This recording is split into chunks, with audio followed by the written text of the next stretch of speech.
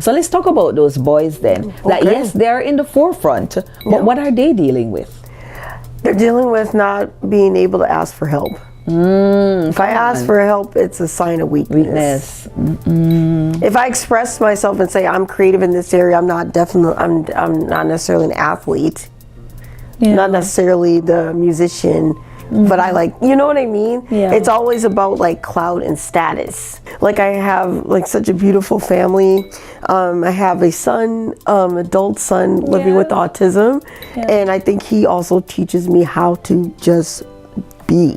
Do you have to have all the answers? Do you have to actually know what I'm thinking to just care? You know, when I was first trying to figure out what was going on with my son, you know, you have a lot of people trying to give you a lot of answers, right? And at first you're kind of in denial yourself, like this can't be happening to me. My son he's neurodivergent.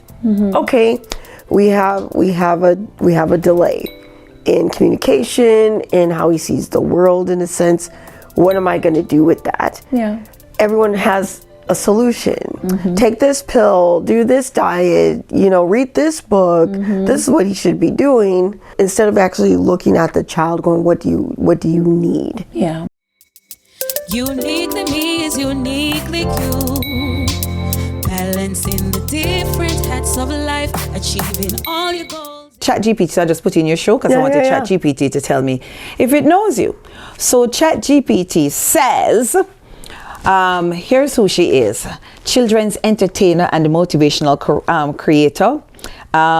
Then it said she's recognized for community leadership in London, Ontario, with engagement in youth empowerment and creative art programming. It says, here it is, her Saidat Show account is one of the more followed Canadian influencer profiles with tens of thousands of followers, according to influencer ranking data. Right? In various interviews and podcasts she appeared on, Saidat has also been described as an author, singer, songwriter, dancer, host, mentor, entertainer who shares messages of hope, respect, perseverance, and community building. Now, guys, welcome to Uniquely Me with Simone Stewart. And guys, I can't remember doing this where I asked ChatGPT to tell me about my guest. Well, this time I had to, and so I was just reading for you some of what ChatGPT said about my guest. I have this amazing woman with me, Saidat. Pronounce your last name for me, honey. So my last name is Abari, my maiden last name. But people also know me as Saidat Vandenberg. Right. And that's what ChatGPT said you are. Vandenberg, by the way. And so it talks about, so I'm sitting with royalty. Right? So am I. I don't take it lightly, my darling. I mean, when I actually saw who you were and that kind of thing, I was like, woo, oh my God, I have the honor of hosting you. And so it's so good to have you. Thanks for having me. Appreciate it. You're welcome. Now, I want to start off with something here. And I also don't normally script. So for me to be scripting, you must know it is that serious. Right? So here's the thing. So there are many people who see your joy because you're this bubbly. I went on your Instagram page, bubbly, nice. Oh my God, guys, you need to go check out the Saidat Show, especially on Instagram and I think YouTube as well. Yes, and TikTok. And TikTok, right. Well, I was on just Instagram alone, and man, what I see there, I'm like, whoo, this girl has me wanting to do all kind of flips and all kinds of stuff. Now, a lot of people see your joy, but I don't think they know you. And that's where I want to start. Take us to the beginning, where it all began. Oh, well, it began in Minneapolis, Minnesota. Okay.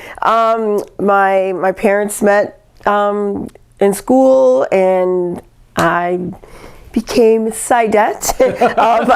My name is Nigerian. Okay. Also Arabic, means profitable. My middle name, Titi Lola, means happiness. Oh. So I kind of feel like I just live up to my name. That's so wonderful. Yeah, so my mom and my dad have said I've always been high energy.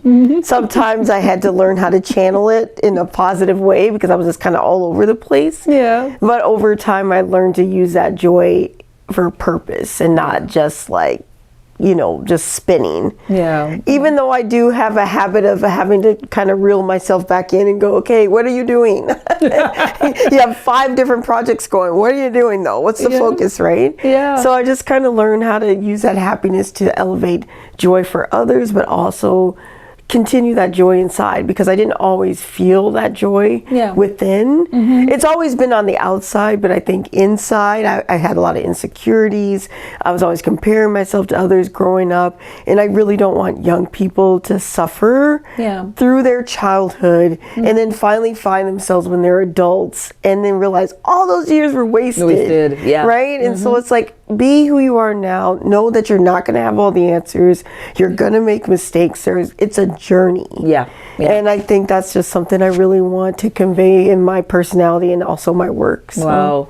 I think so far we're seeing that. And again, guys, like I said, if you've been tuning in, and for those who definitely know this amazing woman, she's speaking truth right now.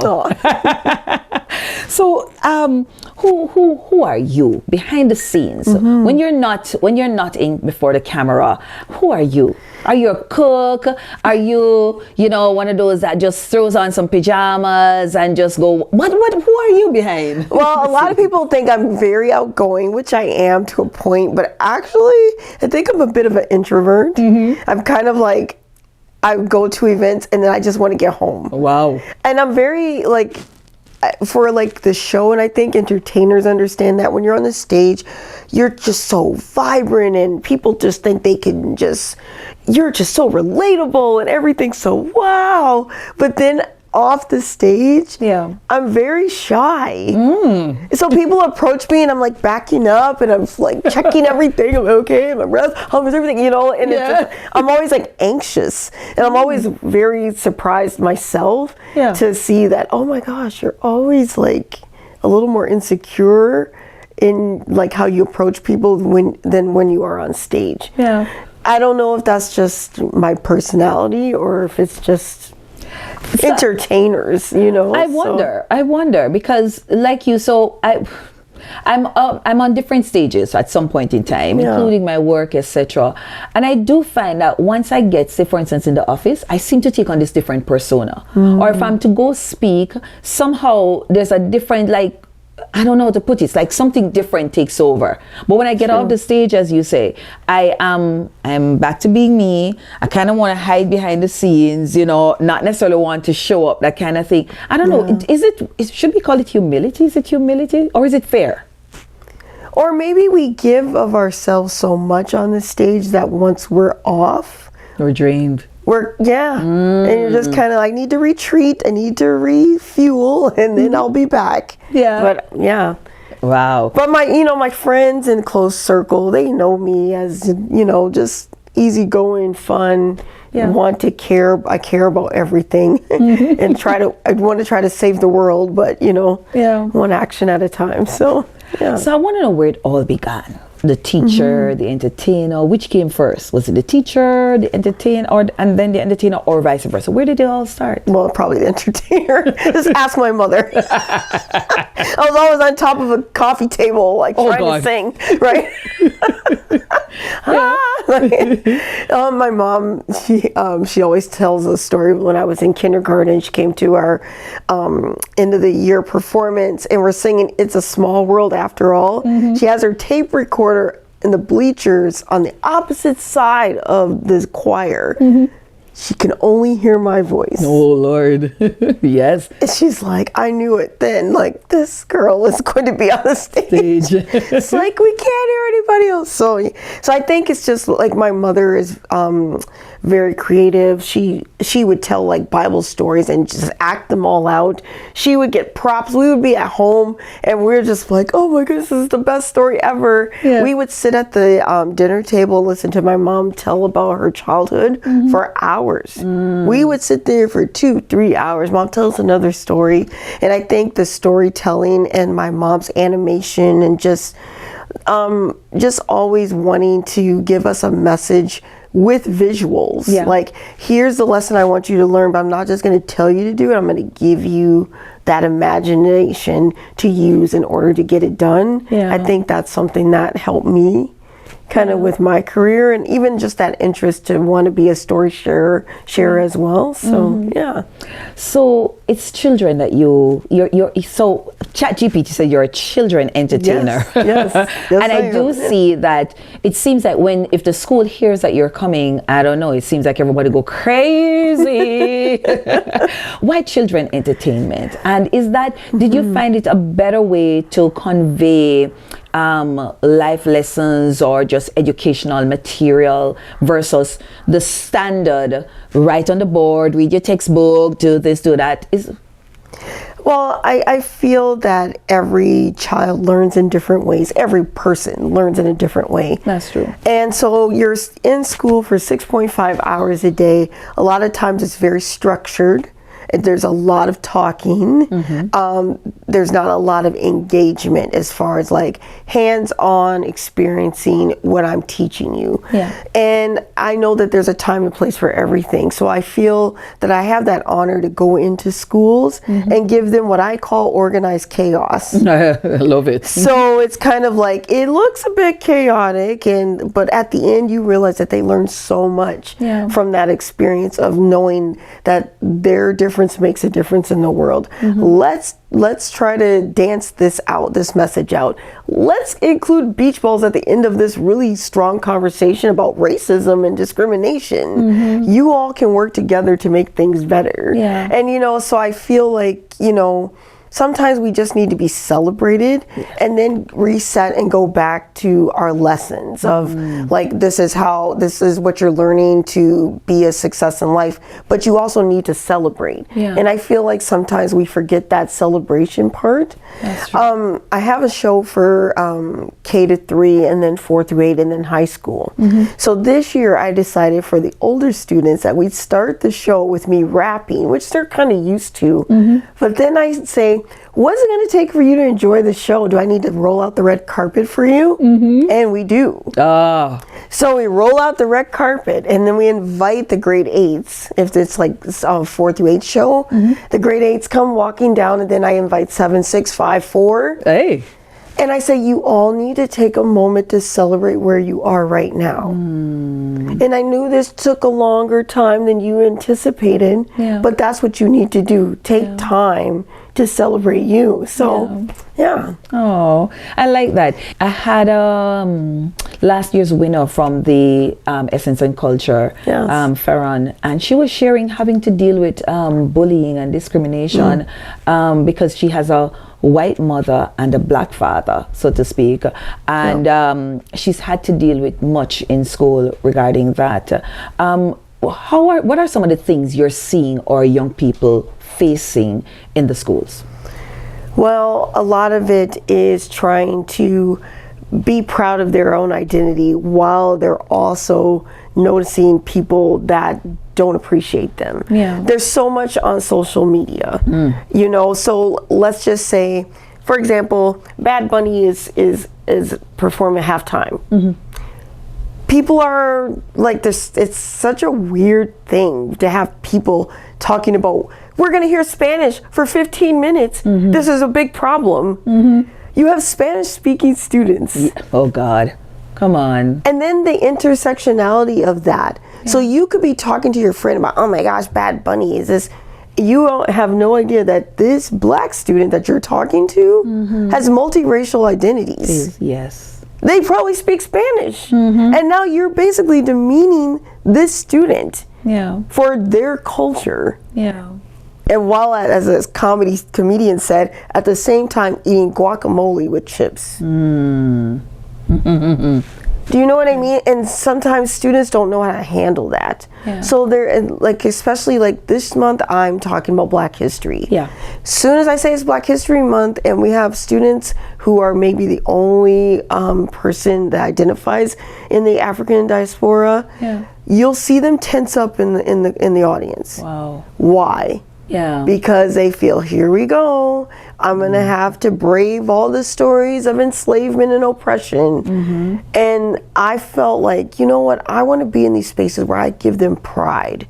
Like, you know what, these people are helping us to journey on. Yes, Black history is joy.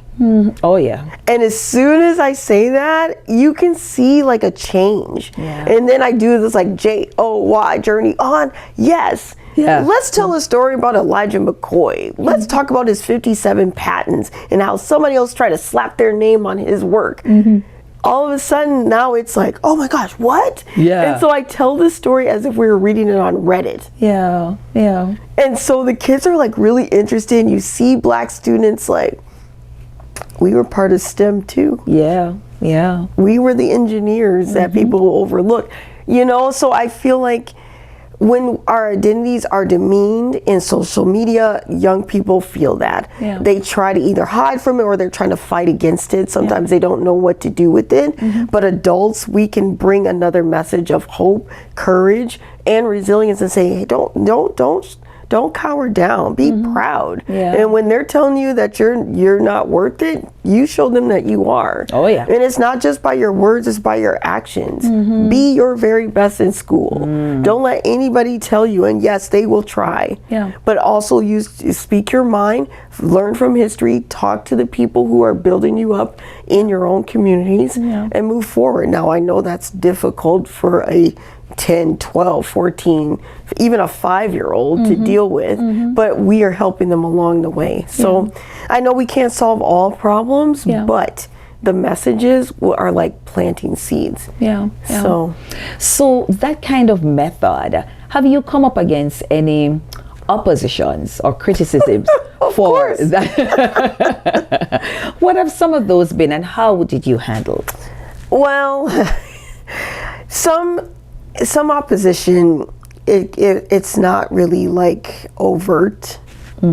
It's kind of like this subtle little like, oh, so we don't have Black students in our school, so we don't need to have your program because we don't have any Black students. My heart just melted. What? What don't they need to hear? Oh my God. Message on kindness, message on resilience, a message on determination, on teamwork, community building. Yep. Oh, but we can have you in February. Like I don't know if I'm angry or I really would like to have Saidat for Black History Month. And you're like, she has no more dates, but she is available in March. Oh no, I need her for Black History Month. Why? Now more and more people are getting away from that, but it still is it is a thing. Yeah. Or you show up, oh, the hip hop girl is here. Now the hip hop girl, yes, I do hip hop. Yeah. But I'm not the hip hop girl the way you're saying it. It means dismissive, right? Yeah. But I found like the determination of like, I know who I am. I know what this message is. Yeah. This is it's few and far between now. Yeah. Because people know the work. Yeah. And that's kind of what I want to do for others. I want to share their stories so that they can continue to move forward with us. Because I know 20 years ago when I started my work in these schools, it was tough. Wow. Now I'm kind of like a quote household name in education spaces, but it took a long time. And still a long way to go. Right. So I think my mission now is to help others to get there faster. So What were some of the things you did differently to have allowed you to navigate the space to get to where you are now? I don't think I did anything differently. I think it was just the commitment to trying everything. I tried everything, lost a lot too, you know. Wow. You know, like, you know, you start I started my work, and then I heard it was just too vague. So I really kind of honed in on what do teachers need to hear that will be a connection for the classroom. And then it was like, oh, but we need follow-up material. So then I spent tens of thousands of dollars creating follow-up that they weren't even using. And then it was like, maybe I need more people on the team. So I brought bands with me. I brought young students that would help with the tour. And still wasn't good enough, still wasn't good enough, still wasn't good enough. And I just kind of had to say, well, this is who I am. I don't need to be all things to all people. And I think that's something that entrepreneurs, we get trapped into trying to be everything for everyone. When we just need to be steadfast in our vision that we had, take advice from people who have been successful, but you're not taking all of their advice, because there's little nuggets that are going to help you, but stay with your course, and you will see it. Now, sometimes it's going to feel completely disappointing. You're not going to feel like you're even making it, and you may have to take a break and reset. You may have to pivot, but like, if you know your heart, just stick with your heart. So that's kind of how I feel. I don't even think there's a one way to do it. I just think it's be committed to your vision. If it changes, great, but stay committed to it. Stay committed. I love that. I love that. I love that. Why is creativity such a powerful tool? Because I think the universe or God gave us this, right? And everyone has creativity. And if we're all using it, can you imagine like how beautiful our communities are? I mean, just look around. We're all doing different things. And I think creativity has become something that we think is just influencer, is the creative ones. And you're just like, no. Look at that person that has an idea on how to make a hot lunch run go in a school. Like, creativity. Let's bring in different foods here so that we can all appreciate it. At the same time, we're appreciating the identity of our student body. This is creativity. You know, so I just feel like everyone is creative. Some in bigger ways, but what do you want, especially, let's zoom in a little bit on our young girls. What if you had a lesson? I don't know if you have something created specifically for girls, right? And it's not that we're leaving out our boys, because we'll get to them, but have you identified anything with our young girls in particular that you think we need to own in on a little bit more, a message you want not just teachers but parents and to know, and our girls to be able to identify with? That's a good one. I feel like for our girls, we need to help them understand that they have power, because I see a lot of girls shrink so fast when the boys walk in. And I see that a lot when we have 10 volunteers that help us with our show. So we come in and I say, I need 10 volunteers. We bring the students, the teachers select the students, and a lot of times it's like half girls, half boys, and you're like, okay, so the boys walk in and the girls shrink. Why? The boys take their seats, and like, girls, like, why are all the boys in the front row? I'm like, let's mix this up. And they're like, okay, who would like to volunteer to be part of this portion of the show? Boys are raising their hands, the girls are shrinking back or looking at each other to decide who is going to do what. And you're just like, oh, if I could only just help you understand that, don't let, that power shrink you. And it's easy to do. You think, oh, well, they have the bigger voice, or, oh, they seem more confident than I am. You got to be in those spaces, but at the same time, I feel like you may shrink because society has kind of taught us to do that. But you can also be in that uncomfortable space and rise up. So if I could teach them how to, so I do that. I'm like, so how about you? Even the boys are having their hands raised. I'm going, you're going to help. What? Yeah, I know you didn't raise your hand, but can we try? And then I give them that option, of course, because some people are just like, I don't have that capacity. So it's like, would you at least try to do this? Okay. And then you see that change, right? Like, I'm only with them for like half a day. So it's more like I'm planting a seed or watering a seed. You know what I mean? So I think it's just helping them see like me as a role model, helping them lead in their own power, and knowing that they are seen. Because a lot of times I think girls feel, in a sense, invisible. I mean, look at we just have the first professional soccer league for women in Canada. Just began last year. Wow. And I'm like, how did we all miss that? We never had this. We just assumed. We see the Olympics and we see all these powerful women out here winning for us and we're cheering them on, but they're going to play in other countries because we don't even have a league here. Why? Yeah.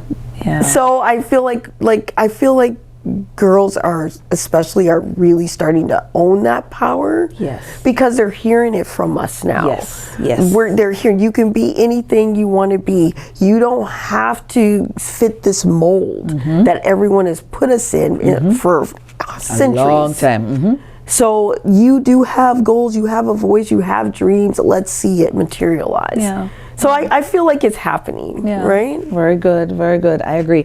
One of the things I just share something with you that I had attempted to do back home in Jamaica, period poverty campaign, which was basically just raising sanitary napkins for girls.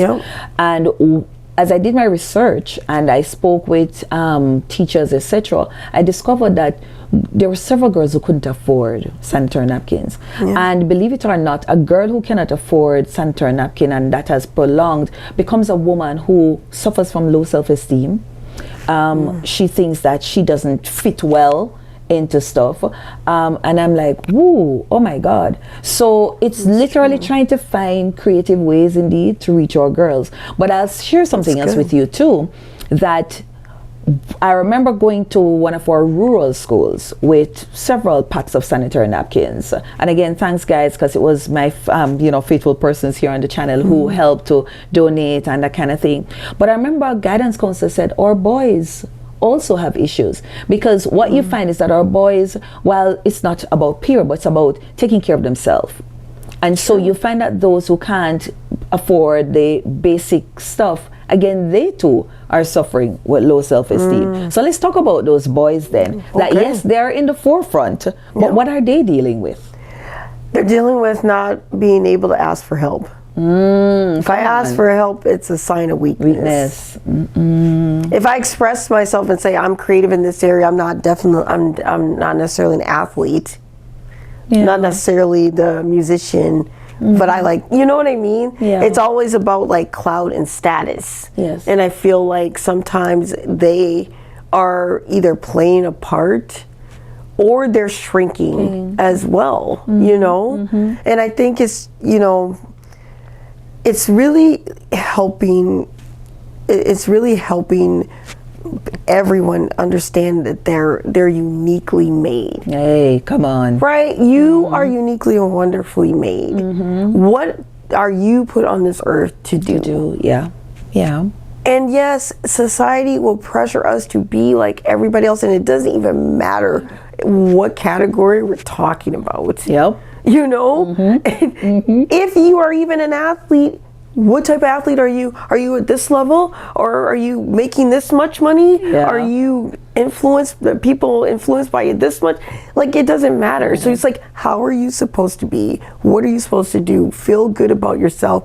Ask for help when you need it. It's okay to have emotions. You think rage is the only emotion that boys are supposed to have? No. You have sadness, you get heartbroken, you are disappointed in life, and it's okay to express it. It's okay to be upset about it, but find a healthier way. It's okay to say, I just need a break right now. So I feel like mental health is a biggest issue with everyone, but especially with our boys. So you got a lot of projects going on, and you said that before. always. Share with us some of those projects that you're working on, if you don't mind. Yeah, of course. I started a project in 2018 that was supposed to launch March 20th. 2020. Okay. A week before the launch, of course, we had our first lockdown. And so I was so discouraged by that I kind of tucked it away. And so now I'm bringing it back.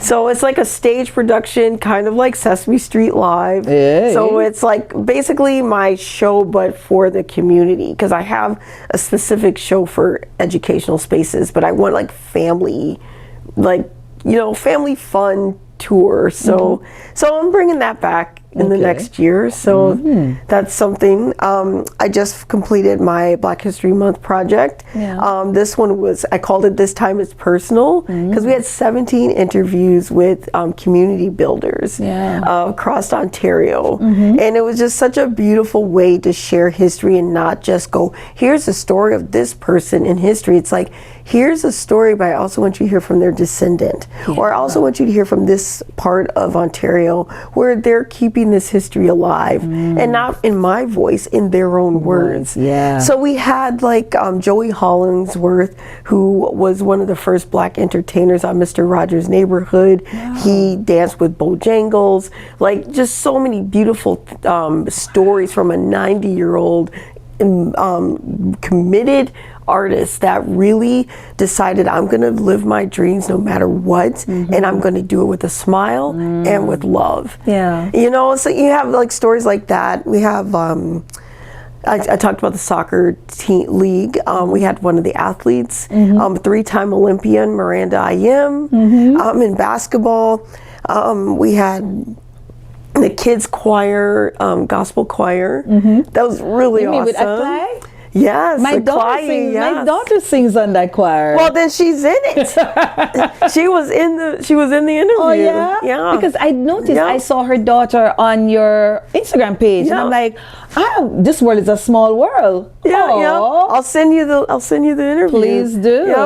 Aklai. Yes. Aklai is amazing. So this one was a beautiful project. It was time consuming and very tiring. But at the end, I'm just like, this is worth it. This is like, I actually told my partner, I was like, if I died, I know it sounds morbid, but if I died, I feel like I left a love story for my community. You know, like she's like, really? I'm like, is that what you're going with? I'm like, I just felt like I felt really good about this one, right? Like sharing other people's stories and their dreams and challenges and how they were able to overcome also like renews my hope in continuing the work, right? That's how I feel about Uniquely Me. And it's like everywhere I turn, I just keep seeing stories and feeling that they're stories, and I just want to entertain them, if that makes sense. Just create that platform for them to be heard. When I started this ministry, I call it a ministry. I call this my ministry. I remember the Lord saying, it's not for the popular. In other words, I'm not going for, I started in Jamaica, so I'm not going for, everybody's used to, you're doing a talk show there, everybody has these popular people that's always on stage. He said, no, you're going for the people that nobody will ever hear their voice, right? Giving a voice, allowing their voice to be heard. So I understand. So that's 2 projects. What's number 3? Oh, well, I don't even, I 3 projects, did I say? No, you said 5. 5. Okay. Well, there's always I'm always I'm always writing scripts for my show.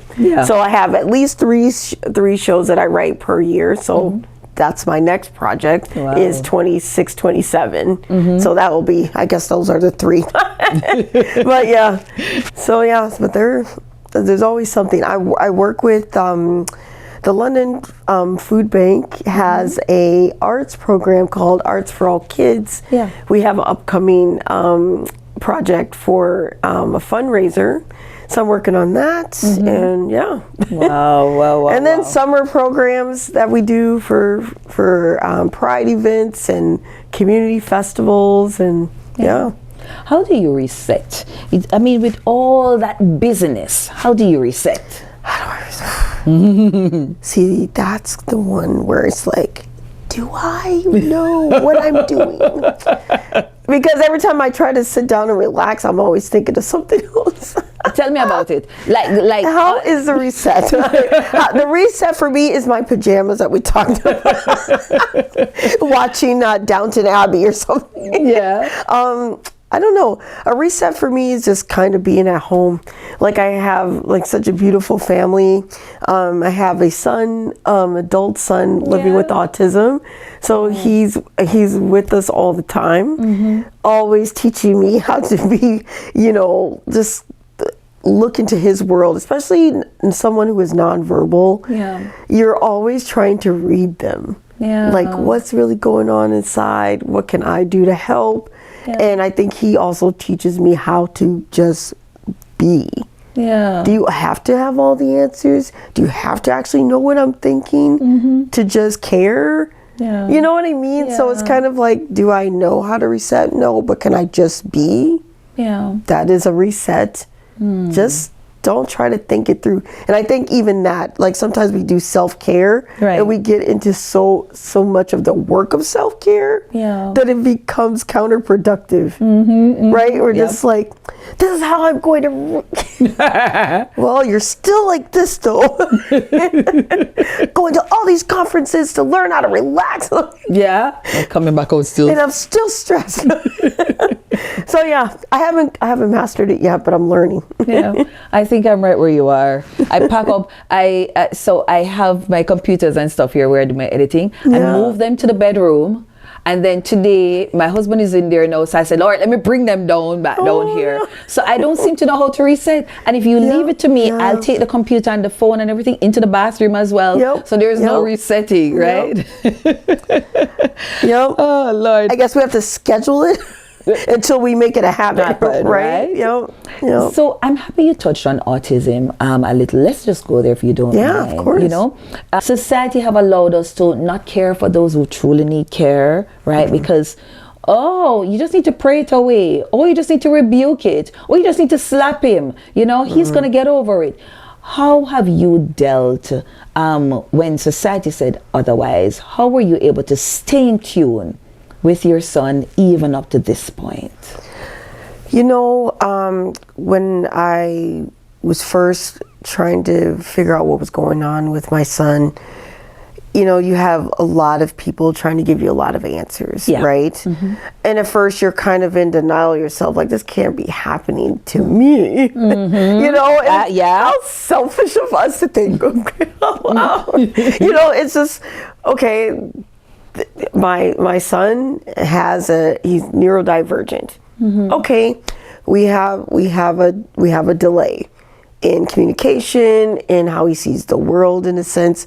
What am I going to do with that? Yeah. And then we immediately go into trying to find a cure, trying to find all the answers, or trying to be like whoever else is going through this. Do you know, remember earlier I said, it doesn't matter where we are in our life, there's always this competition. Yep. So then when I finally, you know, we get the diagnosis that Isaiah has autism, he's more on the level 3 part of the spectrum, end of the spectrum. It's more severe, he's not verbal.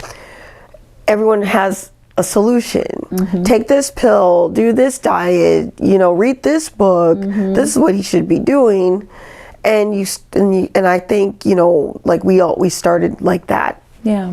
Answers, instead of actually looking at the child going, what do you need? Yeah. Right? Yeah. And then I think when I finally heard someone say, when you've met one person with autism, you've met one person with autism. You can't group everybody together. And I think that gave me a little more freedom of like, I need to find out what's going to work for him. He may not look like this child that I see on social media that's like, look at, I gave them this diet and this pill and they're reading now, they're talking now, they're doing... Good for you. I'm glad your journey worked out that way for you, but that doesn't necessarily mean it's your journey. I'm a failure because I didn't get the same results. Yeah. And so after I kind of had that enlightenment, I focused on what he needs and what is going to help him have the most fulfilled life. Yeah. Isaiah is the happiest, most joyful person. And when you meet Isaiah, you feel his joy as well. And I feel like that's kind of like a nod to me because that is me. I love to create joy. Yeah. And if he is joyful, then I've been able to instill that value in him. Right. Do we also have to work on things where he's a little spoiled, where it's like he'll let me do everything for him? He will. Yeah. And he'll do it with a smile. And then I have to learn, okay, yeah, we got the joy, but you also need discipline. Yeah. So that's where we're going to work on. But will you ever speak? I'm not sure. We've done everything we can to get you to that point, but now I have to give that to God. Yeah. And say, God, I will do what you want me to do with this child.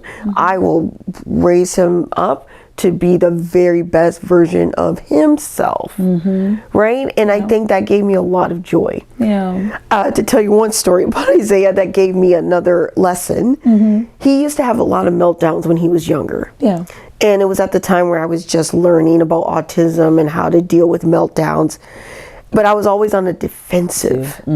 So you, as any parent, they go into society and anyone's looking at your child. Yeah. And you're like, what you looking at? He was having this meltdown in the grocery store, and everybody, and especially at that time, like 15 years ago, people weren't as sympathetic or even trying to understand. Yeah. So it's just basically looking at the parent like, you're such a bad parent, and what's wrong with this kid, right? He's having a meltdown. People are staring. I'm on the defensive, looking around. I finally look in his eyes, and it dawns on me that he does not care who is here. He doesn't care what they're thinking. He's mad, and he's going to have this meltdown right now. And here. And when he gets up, it's as if nothing happened.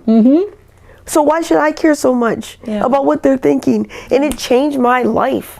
Wow. Like, I was able to work with him more. It didn't matter. We had things where I gave him a lanyard. It says I have autism. Yeah. If you saw it, then you kind of know what's going on. If you didn't, I don't care. I'm dealing with my son, right? Yeah. And it just became like such a freeing lesson that came from Isaiah. Yeah. And so it's like our children can teach us things no matter what their exceptionality or ability, you know what I mean? And if we lean into it, lessons to be learned. It's going to strengthen the community, right? That's true. That's true. I love that. To those listening, and my friend, I'm definitely sending her this. Good. Because she has shared, she's afraid to go out with him because, of course, she's afraid of what society's going to say, and person thinking, oh, he's so rude. She has had persons who've tried to jump in, strangers trying to jump in, thinking that the child needs discipline, etc. But thanks for bringing that out. Thanks for sharing that authentic side of you. Thank you. Now, we came into contact because you were one of the awardees for the Essence and Culture. I think it's in the first batch. Yes. Right? Yeah, one of the first, Right.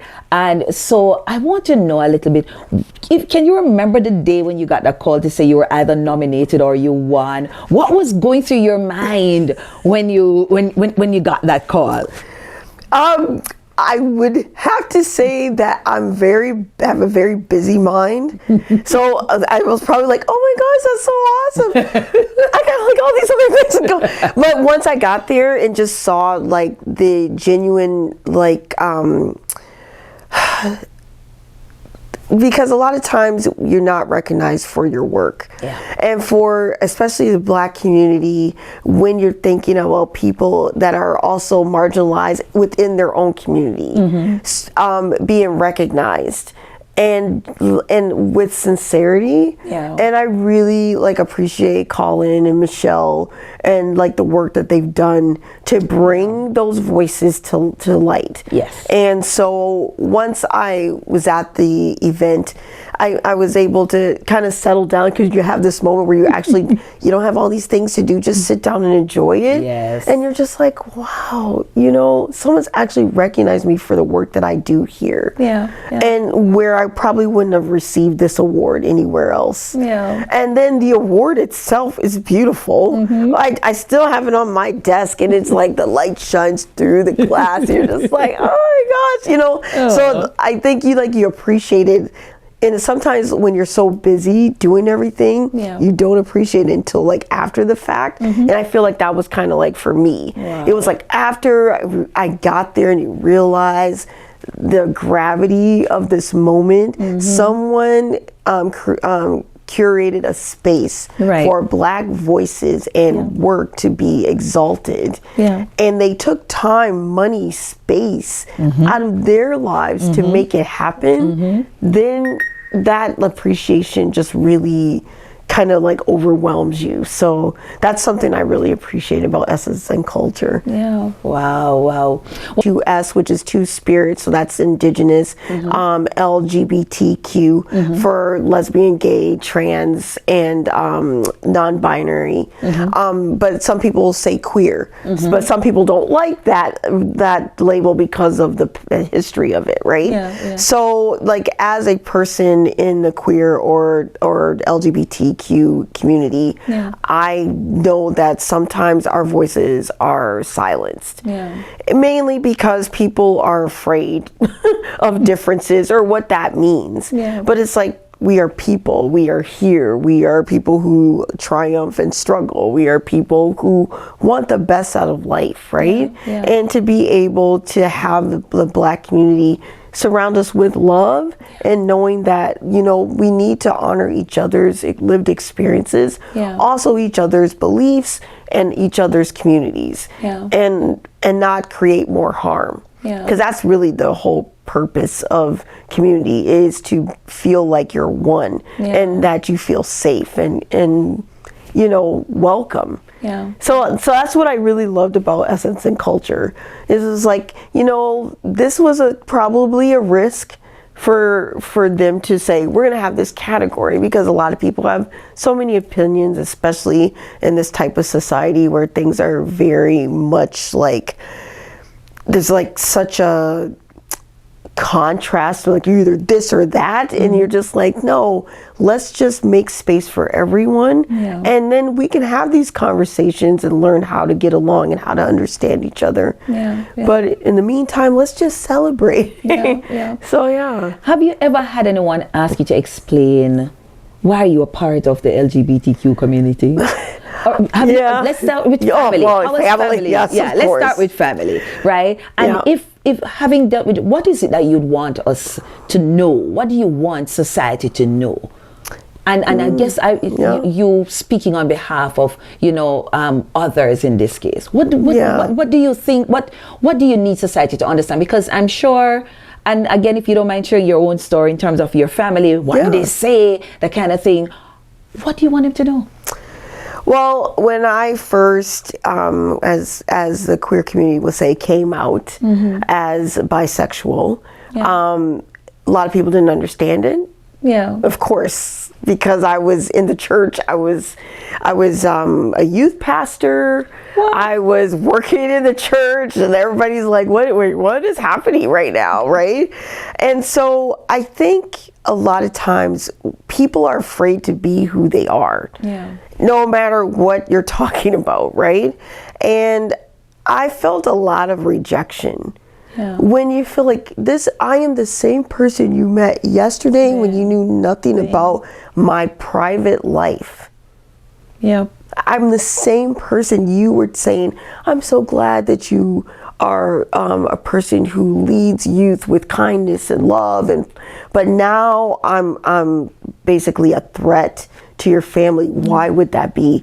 Because I feel like your message is going to affect my family. And my message didn't change from yesterday. Exactly. It's like, because you're saying this, what happens to my family? And you're like, but why would you think that? It's like, your family is your family, and the messages that you are giving them are going to make a difference. But hate and exclusion should not be one of those things. So if it is, I've just kind of exposed it in a sense. You know, like, I've told you this is who I am, and now you're rejecting me because you don't accept that, you don't agree.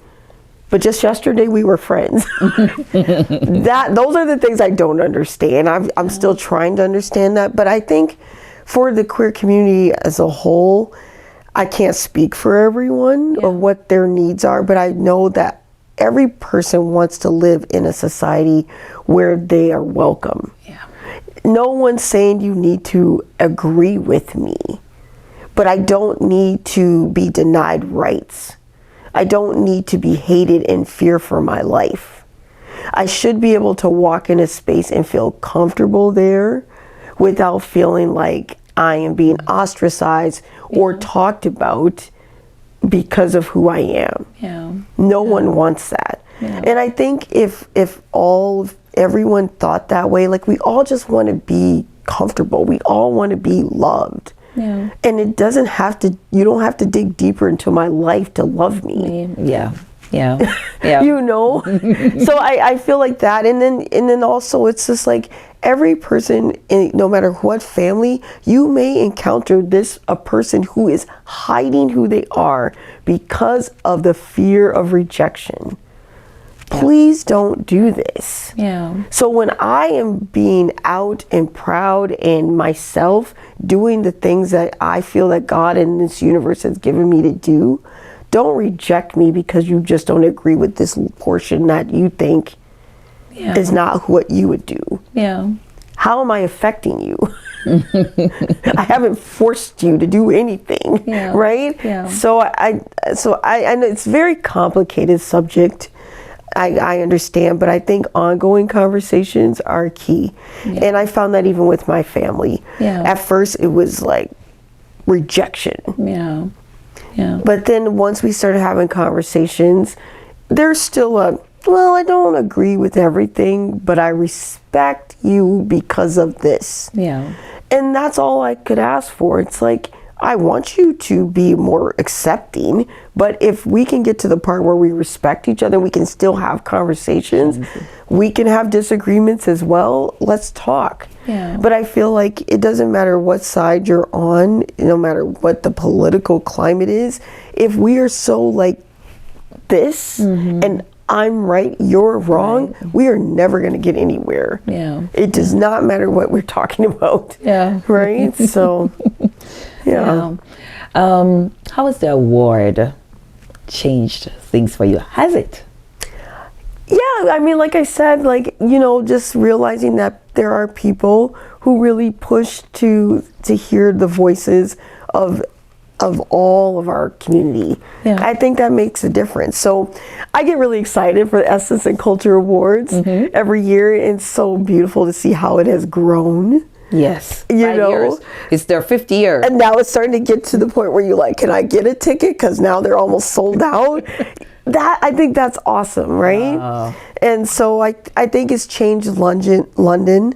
Where you're seeing more and more of our community. Yeah. I love that you're starting to see, like, even like a lot of times it was like Black community, it was kind of upper class Black community in these spaces, or people that everybody knew. Yeah. Now you're seeing all these different families coming in. You're like, oh, I've never met you. You're doing so many great things. I love this. I love that we're adding French-speaking Black communities into this space where we haven't had those conversations as well. Wow. And so I think, like, the Essence and Culture, they're bringing all of the Black community in London together. Yeah. And it's only going to get bigger. It's only going to get bigger. Yeah. I will say, your work that you've been doing, all of what you've been doing, what do you think you want to be remembered for? That legacy, what legacy do you want to leave behind? Well, I started my business with the tagline, one person can make a difference, together we can change the world. Yeah. And I feel like that's what I want to leave. Like, there's just one person that makes a difference. Yeah. And we usually focus on that one person, but it's the togetherness that is the key. We want to change something, we have to come together. Yeah. It's not just one person. We can make a difference, but we're not changing things until we have that strength in community. So yeah. I like that. That's the legacy I'd like to leave. I like that. I like that. I like that. Now, as we wrap up, I need you to wrap something for us. Let's go. What do you want to wrap? I don't know. Community support you. You've been doing quite a lot in the community. How can we support you? Well, like the London community, or just overall, what are the London community, if you want to start with us and then build it out. But I mean, how can we support you? Your message is going all over, right? As I said, ChatGPT says you are global. Yes. How can we support you? Well, in London, tell your schools about me. You know how they're like, well, even like the Bible says the prophet was without honor in his own town. You're like, come on. I get a lot of like, you know, like essence and culture, a lot of recognition for like, oh, Saidat, you do such great work. I'm not in your kid's school though. Yeah. Why is that? Why is that? Right? Yep. We have Black History resource. Not the Thames Valley is accessible to all schools. Yeah. I talk to a lot of Black families in London. Wow. We're not doing that. So I feel like, you know, I'm a children's entertainer in schools. There's not a lot of representation of Black speakers. Yeah. And especially Black women. Children speakers for children and students. We need more voices talking about that. Yeah. I'm everywhere else, not really here. Wow. So that's, to me, a sad thing. So I wish there was more encouragement to have not just my voice, but voices of so many Black speakers and influencers and people who can make a difference in educational spaces. Yeah. So because we need Black representation in schools. Yeah. We need more Black teachers in schools. Counselors, principals, VPs. Yes. So, and I think that's everywhere. We just need to amplify the voices of people who are making a difference in the lives of young people. Yeah. Well, I think that's a wrap indeed. You know, if there's anything I've gathered from you just talking through you is that word JOY. It's been all over you. It has come out throughout the whole thing, and so coincidental. And it's not. I don't know. Maybe that's why you got that song, right? But I think I've just seen so much joy about you. Thank you. And I feel as I said, and I haven't even gone through the kind of way I would dig. I haven't even dug that kind of way. But what I saw on your page, I did see that joy just coming through, right? Yeah. And that you're truly set on wanting to make a difference, right? I'm happy too that you have found your footing and recognizing that you don't necessarily, you'd be that one man who has a voice, who has moved out. And as you move out, the community will come on. Yeah. The community will come on, and there's so many different areas that you represent. God has gifted you specifically for missions in the earth. Don't miss it. Keep doing what you're doing. And I'll tell you something else as I just so feel fit. It may feel like you and others may say you've derailed and gone off the road. It doesn't mean that your purpose was derailed. Don't ever forget that. It doesn't mean your purpose was derailed. Thank you. Saul may have lost his way. It didn't stop him from being king. That's true. And it's so important to understand that, because David, even though Saul was doing everything else that he shouldn't have been doing, David said, no, touch not the Lord's anointed. Even when the opportunity came up, nah. So I say, guys, you all know me here, that some stuff comes out that I know that's the Lord. Careful. You're still God's anointed one. Thank you. So, thank you so much for being here and sharing. It really was a pleasure. I feel so good because I'm now connecting with someone exciting, someone who is famous. Thank you. But thank you so much. I wish you all the best. Thank you. And I sure look forward to us doing more together down the road.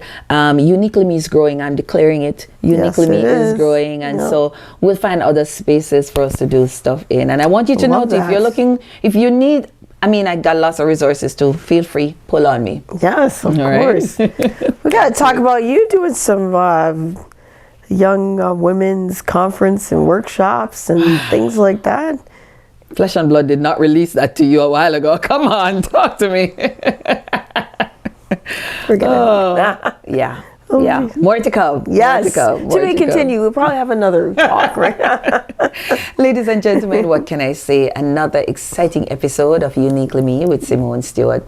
Saidat was just so amazing, guys. I mean, there's so many different things that she touched on that, I mean, if it doesn't matter where on the spectrum you are, you can literally identify. You're a minister, you're a youth pastor, you're a woman, you're part of the LGBTQ community, you have a child with autism, you're an entertainer. It doesn't matter where you are. This woman has touched so many different areas. Talk about God's gifted one. Let me tell you. Aww. Guys, let me know what part of this episode really stood out for you. Let us know in the comment. And of course, how can I end without saying you got to be there March 8th at the Wolf Performance Center. That's the Essence and Culture Award 2026. It's their 5th staging. Saidat was one of their first, among one of the first to be awarded. And so this year, she's definitely going to be there. I'm not going to end without allowing her to say something why you ought to be there. Come on, girl.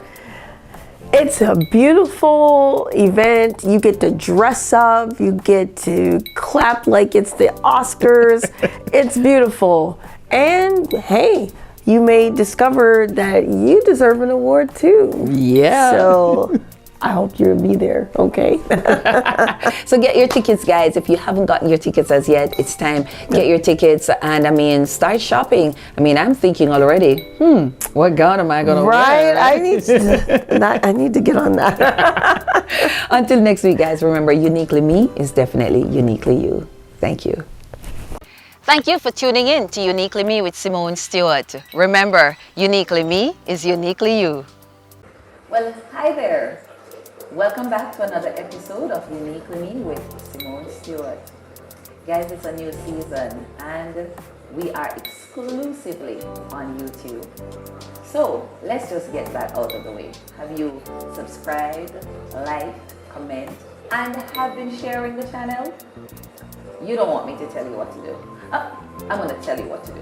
Go ahead, push that subscribe button, and of course the notification bell, guys, because we Uniquely Me is uniquely you. Balancing the different hats of life, achieving all your goals.